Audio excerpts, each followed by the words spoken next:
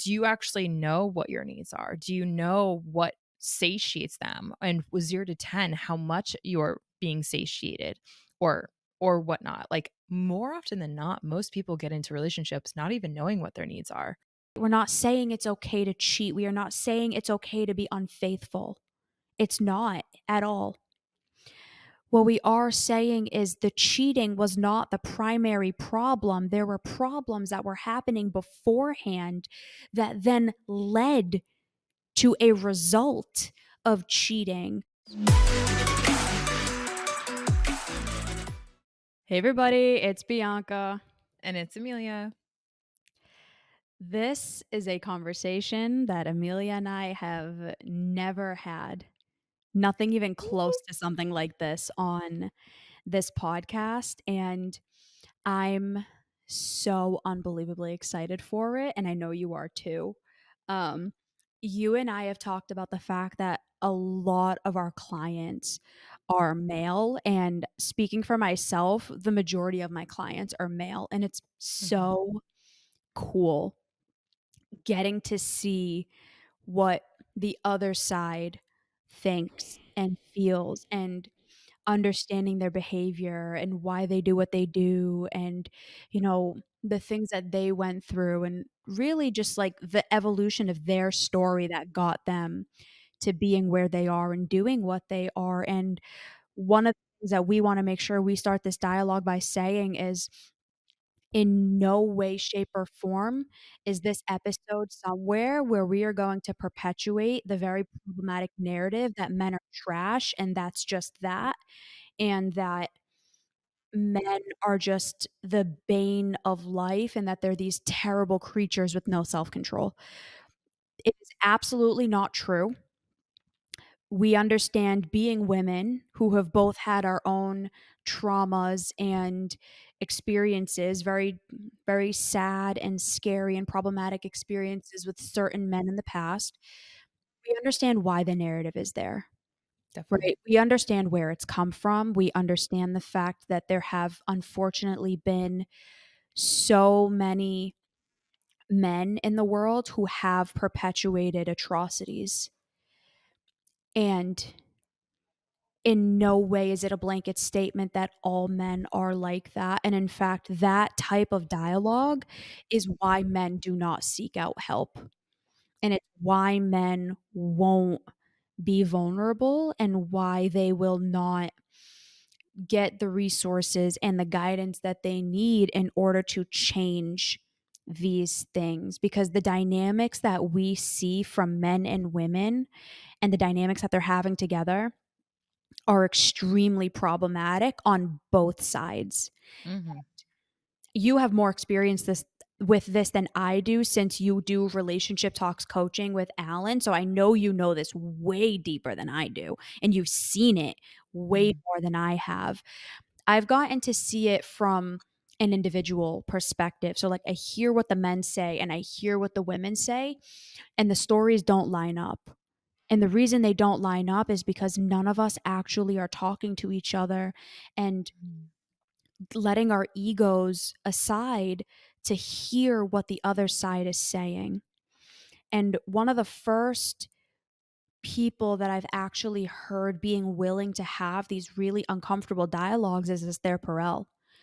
She's put Mhm. out content around desirability and why people cheat and infidelity and so on and so forth. And we are going to have our own spin on that dialogue today, because if we're not willing to have the conversation, then how can anything change? And how can we all have more loving, adaptive, and fulfilling relationships? I have a specific story that I'm going to use of a client. And also, one thing I want to say is this episode is not meant to say this is why every single man in entirety has ever cheated. Mhm. This is not a blanket statement. However, what we are talking about is a big majority. And so Mhm. that's why we are having this dialogue. So, before I go into the story that I'm going to share, is there anything that you want to make sure that you say? Yeah, I would say the the honest conversation that we're gonna have here, we know full Bianca and I know full well we're gonna get a lot of steam in this. So we want to Spicy. encourage, we're going to encourage that to come our way. And really, we welcome that because of the fact that it opens up the dialogue, the conversation that, again, without having dialogues and conversations around this arena, so many people will be impacted in a negative way because what you'll come to hear in this episode, which is what you and I talked about. Like, I want to really make sure that we ground this in the principles of mental health that we have seen negatively impact relationships because they're not there and they're not being sought out.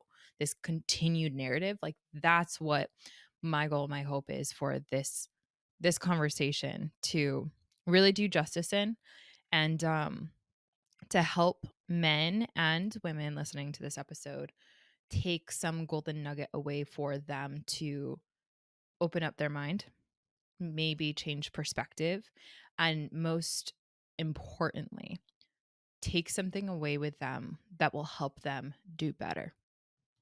Do better engaging with the men in their world, do better engaging in their own masculine traits, and do better at really helping this world become a better place. And I know that sounds cheesy, especially given this topic that we're going to be digging into. And if you choose not to, I think that that's where some of this stuff is. So please do tell what you had shared with me was your story around this one. Let's get into it. I have a client. I'm going to name him John to keep privacy and confidentiality. Hmm. John started seeing me about 8 months ago. And he initially came to me because he was having issues in his marriage that he didn't know how to work on. And his wife absolutely refused to go to couples therapy because they had one experience. Hmm. They went to couples therapy. The therapist started not pointing the finger like blaming, but like when the lens became directed towards her, she didn't like it and didn't like hearing it and just wanted her husband to be blamed. Hmm. And so she quit and said, I'm never doing therapy again. So So unfortunate.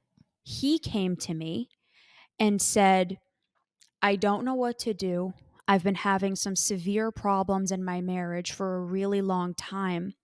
And Hmm. last year I was unfaithful and I cheated. And I Hmm. said, okay, what happened?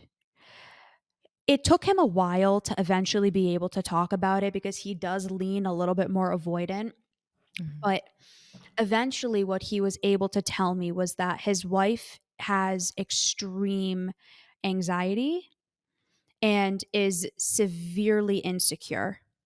Hmm. And they had been together for a while. And it started off okay, but problems started happening within the marriage. Communication started tanking. She stopped putting in effort. She became hypercritical of him and had really extreme expectations of him. Um, him leading a little bit more avoidant, started to pull away. There was no communication. They weren't intimate anymore because she wouldn't let him touch her, and Hmm. problems just kept getting worse and worse and worse over a significant period of time. What Hmm. ended up happening is they had been having really bad problems to the point where he was thinking about getting his own apartment to get away. They weren't intimate. They weren't, I think, even sleeping in the same bed at that point, and none of either of their needs were being met. And he said that she just kept like railing into him and just criticizing him and doing all of these things. And what eventually ended up happening was he started looking for attention from other women in his life, Hmm. and specifically at work. And what he said was, life at home felt so miserable. I started not feeling like a man anymore. And I started feeling like I was a prisoner in my own home, and I just wanted someone to make me feel better about myself. Mhm. And so he started flirting with other women at work, and he started to um, just get attention elsewhere. And there came a point where he did end up having an emotional affair with someone he was working with, and his wife found out that he was like kissing her. I don't think there was ever intercourse, but he was like kissing her and being affectionate towards her. Mhm. He eventually came to therapy with me, and they sought out couples therapy, but therein lies the entire issue with Mhm. that whole situation. And what we're going to be diving into today is kind of breaking apart that story and what happened, and why things like this really do happen. Because I had another conversation with a client today who's in a marriage that is really bad, really bad. From his own words, not mine, from his own words.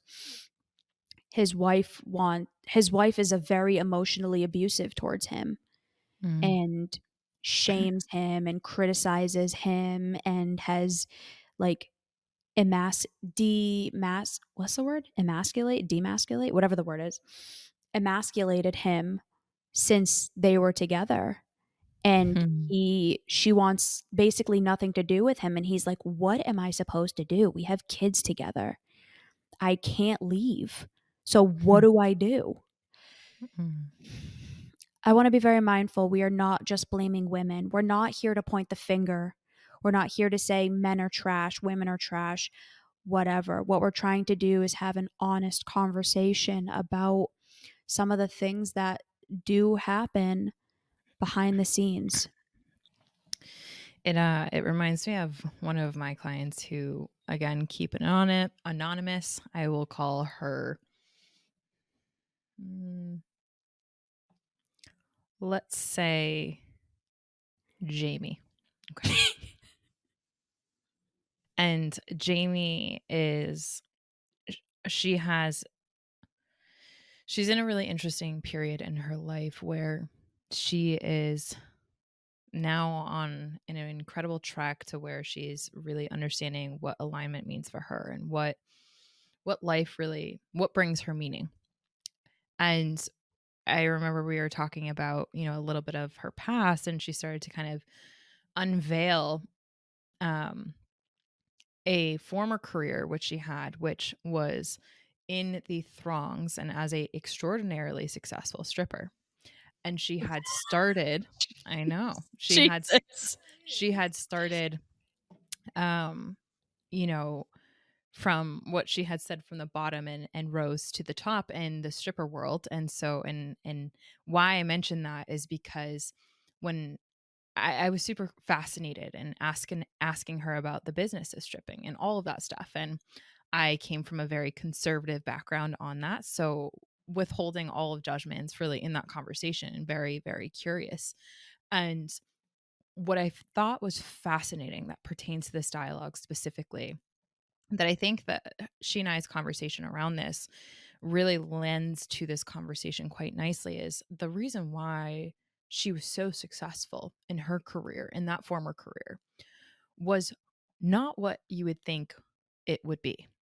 It's not Mm, because of that stripping, if you will, or provocateur nature of that. It was far more the emotional support that essentially she was there and contracted to give for men who were in relationships, men who were married, men who were and women, honestly, who were not having the emotional needs really addressed and consistently fulfilled in their relationship. And why I bring that here is because when we break down that story from your client, Bianca, one of the core things that I'm seeing as a continuous through line when it comes with the work that I do in the world with clients, right? You mentioned RTC, which I have the privilege to be able to work with conscious couples and conscious singles, and specifically the conscious couples, we have a hybrid model where, like you, I'll be one on one with, a female in the relationship, and then one on one with a male, and then we'll kind of have a four-way call between them and Alan and myself. And the two stories of what happened or why the relationship is quote unquote going downhill, and the words that we actually use is growing apart and not together, Mm. is is usually because of the way in which the deepest fears, concerns, and insecurities of both sides, actually how those manifest in the relationship without having the courage to really talk about them candidly, to be humble, courageous, and vulnerable in what those are. And more often than not, what I find is that couples sweep them underneath a rug and would rather do that and deal with the discomfort of tripping over their shit that's underneath the rug, in this analogy, than actually dealing with the root causes of these things, which leads people to cheat or leads people to do things outside of whatever relational dynamics were established in the first place. Hi, my name is Kayleigh Putnam. I just wanted to come on here and talk about my experience with the Evolve team. Every single day, I learn new skills, not only my position, but also how to become the best and most aligned version of myself. I've learned through their support that I can achieve any goal I set my mind to, and anything that I want to happen will happen if I work hard enough. I've never met a group of more supportive and genuine people than at Evolve. Every single day, members check in on other members, asking if they're okay, what they can do to help, and it's such a caring environment. And I'm so grateful I got the opportunity to work with this team, because I feel like they've truly given me what I need to be successful in my future careers, and I'm so grateful for that. One of the biggest through lines that I see is how deeply insecure a lot of women are. And I know you and I have talked about this, and I used to be deeply insecure too. So, again, this is not to point the finger and point blame. This is just to really finally talk about this stuff so we can all work on it together. Yeah. A lot of my male clients have literally told me my wife or my girlfriend or my partner looked up your social media and they don't want me working with you. Yes. I've had clients, you and I have talked about this. We've I've had touched on at it. least 5 male clients quit therapy because their girlfriend was so insecure about him working with me Yeah. that they made him quit. And he didn't say that, but we've talked enough about the relationship to where I can put 2 and 2 together. Mm. Some of them did say, "My girlfriend doesn't want me being here. I have to quit." And I'm like, "Wow, that's Yeah. really sad." Now, why are they insecure? There's 1,015 reasons, right? But a lot of women, unfortunately, are deeply, deeply insecure. A lot of women have very unhealthy and unrealistic expectations of relationships and relationship dynamics and what they expect of men. Yeah. And one of the things that I see, and we're actually going to be doing an episode on this, is a lot of women get into a relationship and they give up. It's like, Mhm. well, I got him. I don't need to do anything anymore. I don't need to put effort. I don't need to keep, doing X, Y, and Z. And they stop putting in the same level of effort that they did in the beginning. And then they expect their partner to just want to stick around. They expect desire and passion and all of the things that got them into the relationship to keep the relationship going. And Mm. so when you have a partner who's incredibly insecure and who, on top of that, is refusing to seek help for it, is refusing to look at herself and her own behavior and the patterns that she is running and the things that she might be projecting onto her partner. When all of that is happening, it's a recipe for disaster because what is going to happen When our needs are not being met, we go to try to find those needs in other ways. Mhm. And now we are not saying it's okay, right? We're not saying it's okay to cheat. We are not saying it's okay to be unfaithful. It's not at all. What we are saying is the cheating was not the primary problem. There were problems that were happening beforehand that then led to a result of cheating. The cheating wasn't the cause, it was the effect. Mhm. It was the byproduct of years and years of issues perpetuating and not getting resolved. And honestly, the man probably being like, you know what? If this is going to be what this is going to be, and I'm going to keep being hurt or emotionally abused or told I'm a liar or told this or told that, I might as well go do it. At Mhm. least for an hour, I'll get my needs met. There's Allison, I want to say her last name's Armstrong. She's an author of a book that really struck a strong chord with me, called The Queen's Code. And Mm, she's writing one, I believe, right now, if it's not already out, called The King's Code, I think. And it mm, really delves deep into this conversation around the generational roles and expectations that are like unconsciously and without being talked about thrusted into relationships, and how if we do not examine what our preconceived expectations of our partner is prior to going into a relationship with someone, you're only going to be hit with the contempt and resentment of all of the unspoken expectations that you actually have. And yeah.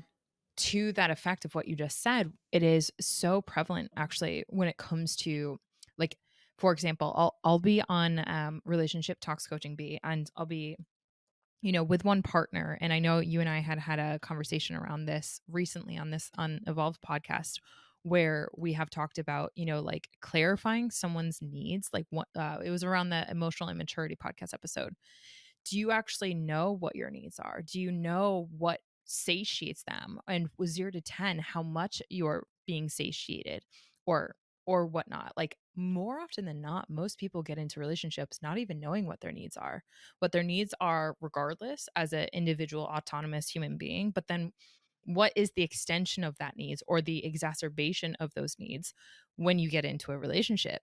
You don't communicate those with your partner. And so if you don't have clarity on what those are, and then you get into a relationship and there's all of these expectations, what do you think is going to happen? There are going to be downfalls and pitfalls and breakdowns of Yeah. communication, of desire, and of all of the elements that weave relationship, really good, healthy, adaptive, functioning, growth oriented relationships together, that not only have needs being met in the relationship, but have a reservoir to be able to deepen the emotional, sexual, physical, mental, spiritual, everything degree of intimacy within a relationship. Mm, And it's honestly extraordinarily sad how many insecurities actually take over that garden, right? The love garden, the garden of relationship. And um to this really podcast episode, the insecurities that are left unaddressed are the ones that are going to tear down or be the what is it? I'm thinking of the Roman emperors where they let in the, what was it, like the golden ox or something? I should know that. I like freaking the love Trojan Roman. horse? Trojan horse, thank you. The Yes, golden exactly. ox? Golden ox. I don't know which one which one do you guys prefer? But anyways, That's the one that we're Trojan gonna horse. do. It's the Trojan horse of relationships. It comes in and it burns things from the inside out. The Yeah. insecurities that you don't talk about. So for the women listening to this episode, I want all of our ladies, our evolved ladies, reflecting upon their life and upon their experiences and asking themselves, what insecurities, what fears, what concerns do I currently have right now that are motivating, maybe beneath the radar of my conscious awareness, my behaviors, how I Mm, engage with my partner or the people in my life? What are those insecurities? What are those fears? What are those elements that are going to be the Trojan horse for the relationship that either I'm in right now or the relationship that I will eventually be in? Asking that question and actually encouraging yourself and seeing the benefit of answering that, when you recognize the value in that, that can really, really save relationships from this downfall of infidelity, right? And when there is infidelity in the relationship and couples happen to find out about it, there's some relationships that can really bounce back from it, but it's all about how you respond to that downfall. What does that downfall, quote unquote, mean? How did you get there? Mhm. And if the insecurity is not actually uprooted, examined, and then like there's responsibility that's taken around that, more often than not, it's going to happen again. Because that's one of the biggest root causes that we see when it comes to the degradation of that emotional connection, of that emotional intimacy, of that Yeah. vulnerability of what desire really equivocates to when it comes to relationships. So both the women Yeah. and the men that are listening to this episode, because I could honestly be I same thing, work with a lot of guys, Yeah. um, have the privilege of that. Women think that guys don't have insecurities because guys have been Oh so my god. wildly conditioned to pretend like nothing hurts them, that they don't feel anything, and that, they should just, you know, rub some dirt in it, Guys right? are better at hiding it. It's not that they don't Literally. have it, they're better at hiding it because Exactly. it's been beaten Tortured. out of them. It's been beaten out of them Yeah. physically, mentally, socially, environmentally, like, Mhm. I'm gonna say this, please correct me if I'm wrong and if you've seen any evidence to suggest otherwise, okay? Most If you are in a happy, loving, successful relationship, if your needs are being met, if the relationship is growing, if both partners are fully having all of their needs being met, Mhm. there would not be a need to cheat. Yeah. And when there are insecurities, when there are unmet needs, when there are unmet, unrealistic expectations that are happening, it's going to lead to an increase in that behavior. It's not because men are trash, it's a cry for help more often than not. It's like, I'm Yeah. So here, true. like, see me, see me. Mm. Usually that's why it happens. Now, again, this is not a blanket statement. Not Mhm. all men are just like innocent angels, right? That's not what we're saying. But to the insecurity dialogue, if you're in a relationship where you know your partner is consistently cheating and you don't leave, that's on you. Mhm. There might be reasons why, there might be trauma, there might be things going on, right? We're not This is a Domestic violence, assault, trauma-informed etcetera. podcast, right? There's 115,000 reasons why that might be the case. But if you enter into a relationship with a man that you know is probably problematic and there's red flags in the beginning that you decided to ignore, Yeah. and then cheating happens, that's very different. And that actually, again, and please correct me if I'm wrong, that's usually less often the case than what we're here talking about. Yeah. True. And here's the thing, like one of the things that I've noticed in speaking with people who are victims or are in recovery of infidelity, or whether it be, the full spectrum or it just be one shred or element of that. Um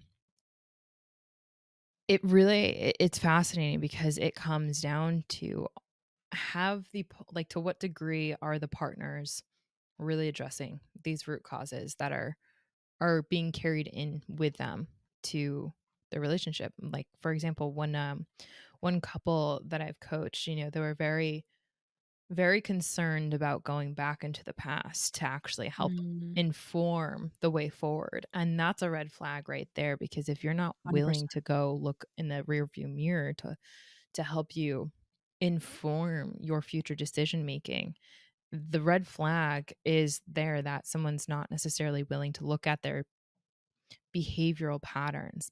Behavioral patterns don't just come from nowhere. Like, they are socially, environmentally, culturally, genderly reinforced and there's cues that are out there that people are learning, right? So as creatures of habit, we come to learn what, maybe not necessarily why we're doing what we're doing, but we come to learn our patterns if we really look. And Yeah. I'm grateful that we're having this conversation because the men that are behind the scenes having dialogues with me really do share that there are deep insecurities that they've had since childhood, but because they've learned only outreaching the relationship that's they're trying to be secure in, right? They have to reach elsewhere. Like that's been the lesson. They have to reach out elsewhere as a cry for help to get any attention in the form that they need it, right? Exactly. That carries into intimate relationships. And so, yeah, I think that it's really important for all of us to examine, re-examine, and what I would say is, in kind of closing on my end, is that insecurities grow legs, they grow shoots, they grow branches. Um, Yeah. and depending on the growth chapter you have in your world, you might be having different insecurities grow. Like there's an older gentleman whom I coach, and his insecurities around intimate relationships look very different than, let's say, some of my 20-year-old clients that are males, but Mm. it's a very similar vein. It's a very similar insecurity. It's just a different branch because he's in a different season of his life, right, than my 20-year-old clients. So, um, more people have things in common around this aspect than they really think. And the more you can dig into some of these reasons why the insecurities, the cries for help, the shame that's underneath some of these roots, that can really help a relationship tremendously. Male trauma is a real thing. Oh yeah. Most of the dialogue around trauma is surrounded around women, and I understand it, and I understand why. There have been horrific things done to women, and I'm so glad as a woman that these conversations and dialogues are finally happening. And we also can't neglect the other half of the population. Facts. Men have had horrible things happen to them: physical abuse, sexual abuse, violence done onto them, the emotional abuse of being told from a young age, stop having emotions. It makes you insert the slur here. Yeah. It has drastic consequences. And if we want healthier, more adaptive, loving relationships, if we want these severe issues between men and women to start dissipating and evolving and healing, then we have to be willing to look at both sides of the dialogue. We Yeah. have to be willing to look at both sides of the coin and say, what happened here? What happened to you? And giving men a space to finally feel safe enough to talk about what happened to them. Mhm. And they're not going to do that if they don't feel safe enough to do so. And if we as women are not giving them the space to do so and stop using these blanket statements like men are trash and F the patriarchy and all of this stuff, because in all honesty, it doesn't fix anything. Yeah. It's It making the exacerbates it. it's making it more binary, and it's making men hate women more and making women hate men more, and that's not going to fix anything. We Mhm. all have trauma. We all have hurts. We all have had terrible things happening to us. The way we overcome it is by coming together and having a dialogue and hearing each other out and helping each other heal and evolve and grow. And we hope that this conversation is one start in the right direction for all of us to be able to do so. And that is where my episode suggestion comes in because it's terrifying, but with hope, you can maybe take that first step for you, right? So episode number 322.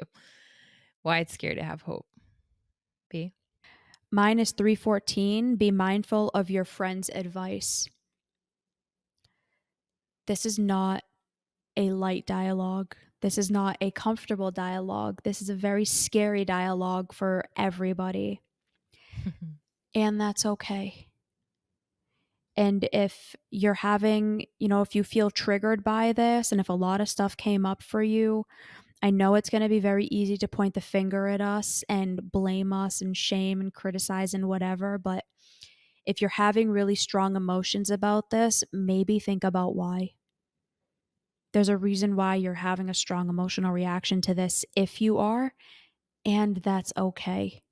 Mm. Thank you for joining us in this, and we will see you next time. Bye, everybody.